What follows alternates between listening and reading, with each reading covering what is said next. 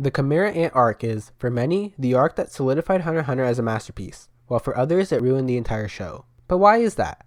How has one arc divided a fandom this much? Well, for starters, let's talk about Hunter x Hunter as a whole. Out of every shonen I've seen, Hunter x Hunter is probably one of the least consistent ones. While some plot points carry over from arc to arc, many of them only stay relevant for so long until Togashi kinda just decides, I don't want to play with you anymore, and introduces new ones. The effects of this unorthodox writing style is extremely apparent in the Chimera Ant arc, since the main villains of the arc kinda just show up out of nowhere. I mean, there are all these super strong ants all of a sudden who can rival the power of Netero that hadn't really been foreshadowed at all prior to their appearance. Not only that, but many of the main characters such as Kurapika, Leorio, and Hisoka are just not present at all during the arc, while we're introduced to plenty of new characters, both hunters and Chimera Ants. This lack of fan-favorite characters, along with all the other differences in this arc, is much more noticeable since the arc is 61 episodes long, which is by far the longest arc in the series, with the second longest being only 22. Not only that, but the plot flows kind of strangely. Everything in the arc is meant to build up to the palace invasion near the end, but many argue that some of the plot points are completely unnecessary or way too drawn out to just be not that important.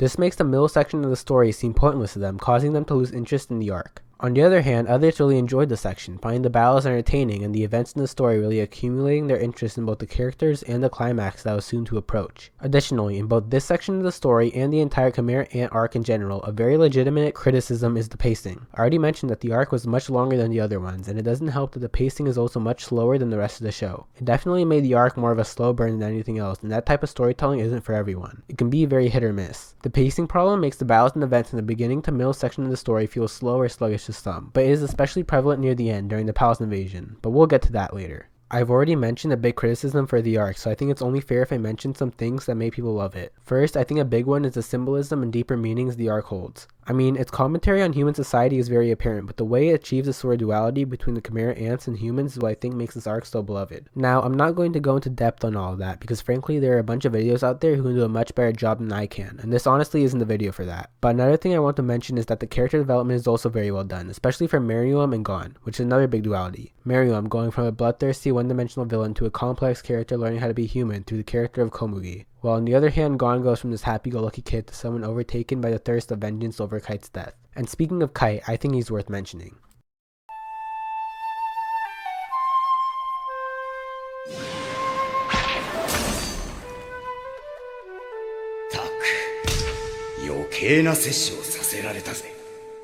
To those who are only familiar with the 2011 anime adaptation, one aspect of the arc that may seem kind of forced is Gon getting this upset over Kite's death, a character that he had only really known for a short time. But of course, that is not entirely true. Kite was a character that was introduced in chapter 1 of the manga in episode 1 of the 1999 anime, and actually had a pretty major role in Gon's life. After saving him from the Fox Bear, Kite was actually the one to tell Gon about Jing, and inform him that he was even alive in the first place. Along with Jing, Kite gave Gon the inspiration to become a hunter, but unfortunately that was all cut from the anime, with it being replaced by a short flashback at the beginning of the Chimera Ant arc of Kite saving Gon, which can't really encapsulate how important Kite actually was to him. And to make matters worse, they played it off as Gon completely forgetting about Kite. So all in all, that is one thing that I think the 2011 anime really messed up on. Now, if you are watching this arc all the way through and were still kind of indecisive on how you felt about it, the make or break for you would probably reside in the palace invasion portion of the arc, which spans across 25 episodes, nearly half of the entire arc. I've brought up the palace invasion a couple times before, and one thing I talked about was the pacing and how it had a big impact on this section of the story. That's because of two main reasons. The first is the narrator. During the palace invasion, the narrator was used extremely often. In fact, it wouldn't be that far-fetched to say that without it, this part of the anime could have been half the amount of episodes. But why was the narrator used so much? Well, that also ties into the second reason, which is that the events of the invasion are extremely slowed down.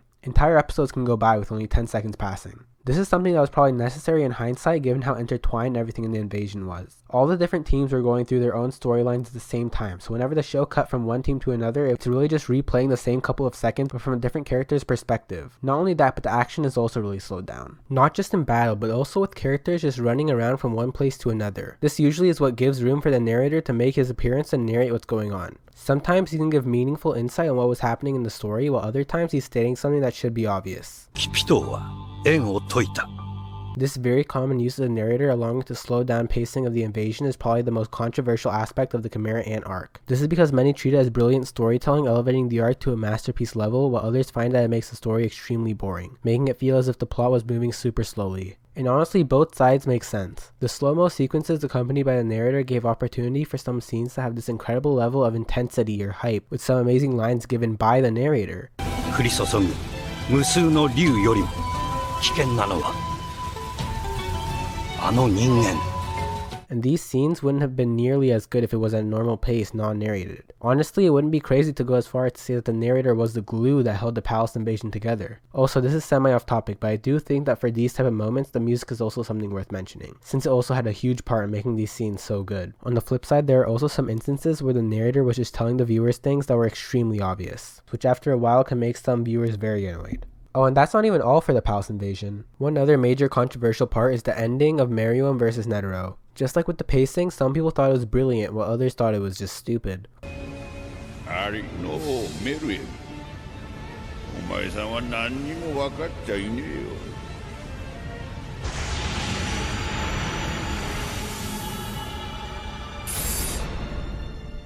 人間の底すらない進化を。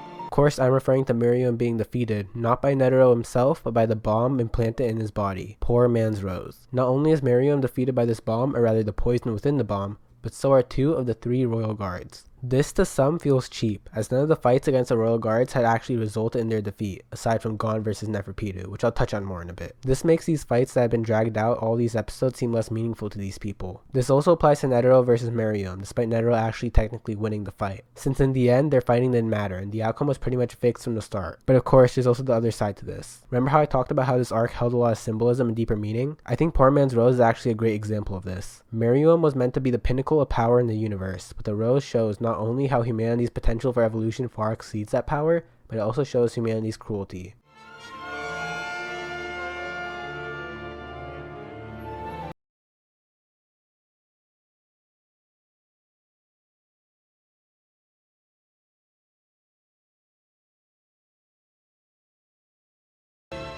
Also, regarding the ending of the arc as a whole, I think ignoring the events that caused it to happen, Meruem dying in Komugi's arms was a pretty overall well-liked scene, and for good reason. It wraps up Meruem's character arc as a whole and is a pretty beautiful and emotional send-off to his character. Also, I want to briefly talk about Gon vs Neferpitou, more specifically Gon's last transformation.